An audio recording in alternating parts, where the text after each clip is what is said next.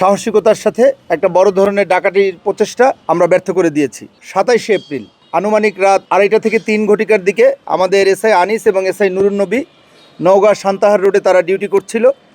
এমন সময় এই ডিউটি চলাকালীন সময় আনিসের কাছে জনৈক সিএনজি ড্রাইভার সে বলল যে সান্তাহার টু নাটোর রোডে বেশ কিছু ব্যক্তি ট্রাক সহ অবস্থান করতেছে এবং তারা ডাকাতির প্রস্তুতি নিচ্ছে। অনেক লোকজন দেখেছে এবং এই সংবাদ পাওয়ার সাথে সাথেই আমাদের আনিস অফিসার ইনচার্জের সাথে যোগাযোগ করে এবং অফিসার ইনচার্জ অতঃপর যে অন্যান্য যে মোবাইল টিমগুলো আছে সব টহল টিমগুলিকে ঘটনাস্থলে যাওয়ার জন্য নির্দেশনা দেওয়া হয় এবং 3টা মোবাইল পার্টি একসাথে মুভ করে এবং পুলিশ দল সদর থানার বোয়ালিয়া ইউনিয়নের সান্তাহার টু নাটোর রোডের শাহাপুর শহীদুলের সমিলের পাকা রাস্তায় পৌঁছামাত্র ডাকাত দল পালিয়ে যাওয়ার চেষ্টা করে এবং এই 3টা দল একসাথে তখন ডাকাত দলকে ঘেরাও করে 2-1 ডাকাত দল পালিয়ে যায় এবং আমাদের পুলিশের কি বলবো রাত এই 3টা সাড়ে 3টায় তারা 7 জন আপনার এই ডাকাত দলকে গ্রেফতার করতে সক্ষম হয় এবং এ সময় স্থানীয় যে আশেপাশে যে নিরাপত্তা রক্ষীরা ছিল তারাও পুলিশকে সহযোগিতা করে। স্থানীয় কিছু লোকজনও আসে, তারা এই দস্যুদেরকে কিছু মারধরও করেছে এবং ডাকাতির প্রচেষ্টার পাশাপাশি ইন্টারেস্টিংলি তারা আবার বিটিসিএলের আন্ডারগ্রাউন্ডের যে তার আছে সেগুলিও তারা বিভিন্ন জায়গায় চুরি করে। এই যে আপনারা দেখতে পাচ্ছেন যে আলামতসমূহ। শুধু তাই না, আমরা তাদেরকে যে জিজ্ঞাসাবাদ করেছি সেই জিজ্ঞাসাবাদে জেনেছি যে গত 3 রাত আগের তারা আপনার এই সান্তাহার ওই সমস্ত এলাকায় বিটিসিএলের আন্ডারগ্রাউন্ডের বিভিন্ন জায়গায় তারা তার চুরির জন্য চেষ্টা করেছে এবং সুযোগ অনুযায়ী তারা ডাকাতিরও চেষ্টা করেছে এবং আমরা 7 জন যে ডাকাত গ্রেফতার করেছি তাদের নাম হচ্ছে আজাহার, জাহাঙ্গীর, সৈকত, আবু হোসেন, হাসান, রনি এবং হামিদুল।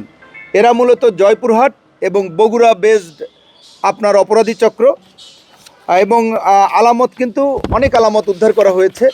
ইতিমধ্যে আপনারা দেখেছেন যে বিরাট একটা ট্রাক, আপনারা পরে ছবি উঠাতে পারবেন, যে যার সামনে কোনো কাচ নাই, কোনো রেজিস্ট্রেশন নাই, গাড়ির কোনো ঠিকানা নাই, একদম চোরাই গাড়ি। অর্থাৎ তারা এই কাজটা আমার মনে হয় যে আগেও তারা করে আসছিল এবং যাতে মালামাল নিয়ে তারা দ্রুত পালিয়ে যেতে পারে এবং হাইড করতে পারে। এবং এই ট্রাকের ড্রাইভার হচ্ছে আপনার হামিদুল।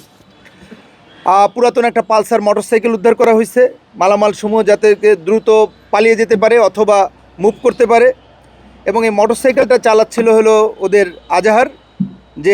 আজাহার এবং হামিদুল হচ্ছে দলনেতা। এছাড়া ব্যাটারি চালিত 3 চাকার একটা অটো ভ্যান এবং যার লাইসেন্স নাম্বারও দেওয়া আছে ওখানে আক্কেলপুর পৌরসভার।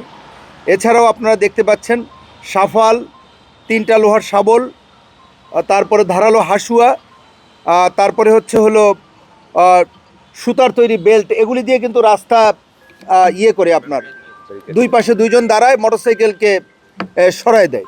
হ্যাঁ, এই ধরনের ঘটনাও কিন্তু ওরা ঘটায়। তারপরে হ্যাকসো ব্লেড, টর্চ লাইট এবং 8টা মোবাইল উদ্ধার করা হয়েছে। মোবাইলগুলো আপনারা দেখতে পাচ্ছেন এবং প্রাথমিক জিজ্ঞাসাবাদে তারা তাদের অপরাধ তারা স্বীকার করেছে যে তারা এই ধরনের একটা চক্রান্তে লিপ্ত ছিল। একই সাথে তারা সুযোগ সুবিধা অনুযায়ী তারা যদি পারত তারা ডাকাতিরও চেষ্টা করত।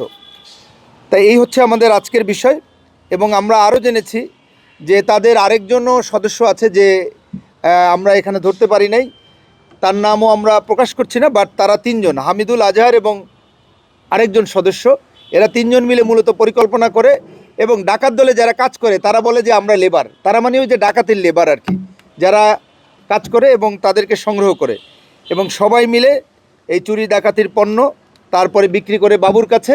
বাবু আবার তাদেরকে টাকা দেয় এবং যার যার যেই পদ সেই অনুযায়ী, অর্থাৎ যারা লিডার তারা বেশি টাকা নেয়, যারা লেবার তারা একটু কম পায়।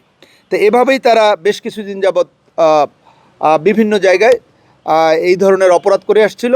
আমার বিশ্বাস যে এই অপরাধী চক্র ধরা পড়ায় নওগাঁ এবং পার্শ্ববর্তী এলাকায় আপনার রোডে ডাকাতি প্লাস দস্যুতা এগুলি কিছুটা হলেও কমবে।